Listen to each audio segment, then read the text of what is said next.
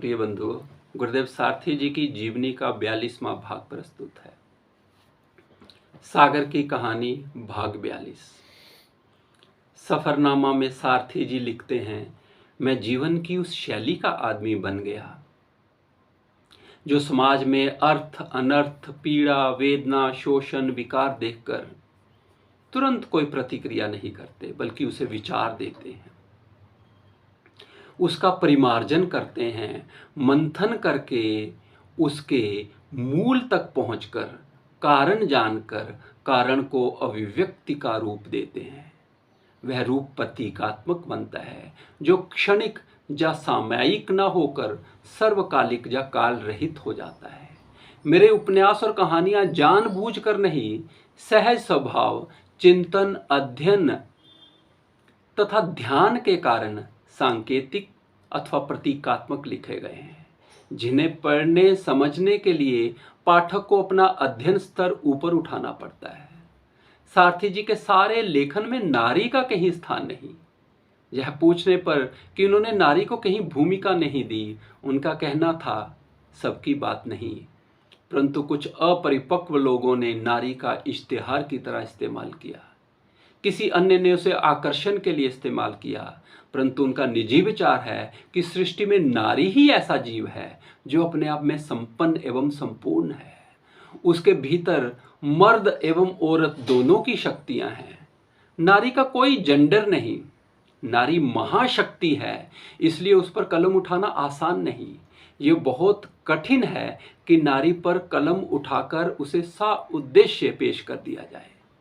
वे कहते, ये सारा संसार नारी की प्रतिलिपि है, प्रतिछाया है, नारी ही का फोटोग्राफ है। नारी को मैं प्रभु की संज्ञा दिया करता हूं। तुम क्या कहते हो मुझे पता नहीं। सारथी जी कहते, मेरे विकास में पूजनीय माता जी का सर्वोत्तम योगदान है। वे बताया करते कि जब वे कोई रचना कर रहे होते तो माता श्री कब ठंडी हो गई चाय की प्याली उठाकर उसके स्थान पर गर्म चाय का प्याला रख देती, पता ही ना चलता। यही नहीं, जब उन्हें ये लगता कि मैं कुछ ऐसा लिख रहा हूं जिसमें कोई अवरोध ना आना चाहिए, तो वे मेरे कमरे को बंद करके बाहर से ताला लगा देती। यदि कोई चला आता तो माता जी कहती कि अम्मी तो घर पर है ही नहीं।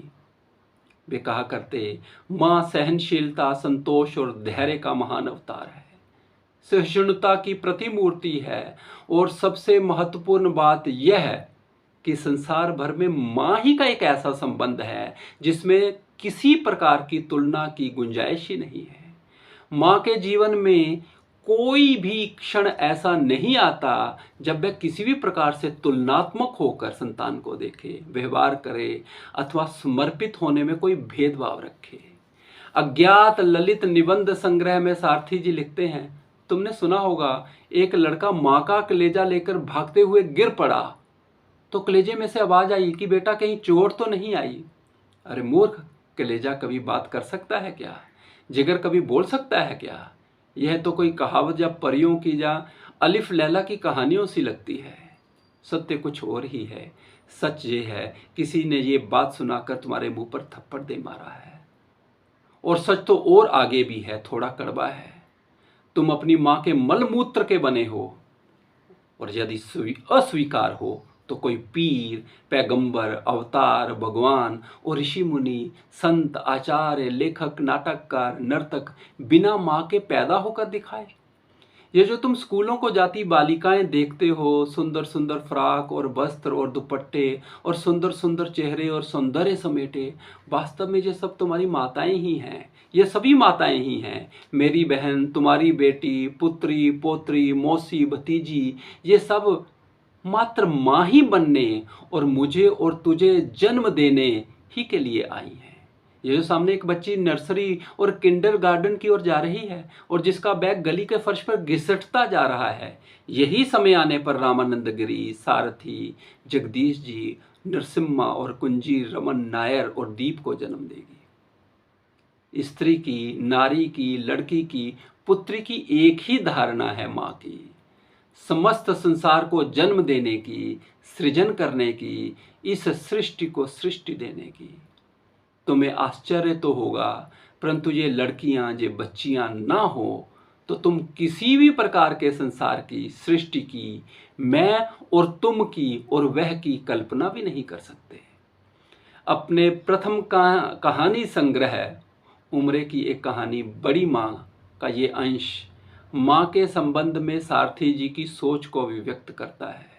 माँ, आज मैंने जाना है तूने मेरे लिए बहुत दुख झेले हैं, जिनका प्रायश्चित 7 जन्मों में भी नहीं हो सकता है।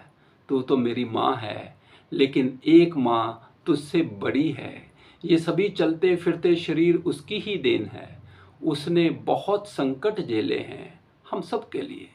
आज फिर उस पर संकट है। आज वह भी अपना कर्ज मुझसे मांग रही है। सारथी जी की वह बड़ी माँ धरती माँ है, और सारथी जी तो उस बड़ी माँ के लिए अपना सर्वस्व दांव पर लगा देते हैं। एक गीत में वे लिखते हैं, माँ जगाती है सभी को, नींद में क्यों सो रहे हो, भूल कर गौरव को अपने तुम परेशान हो रहे हो। एक नजर इतिहास देखो, तुम में बल है त्याग का भी, युद्ध का भी, शांति का भी, और बल अनुराग का भी।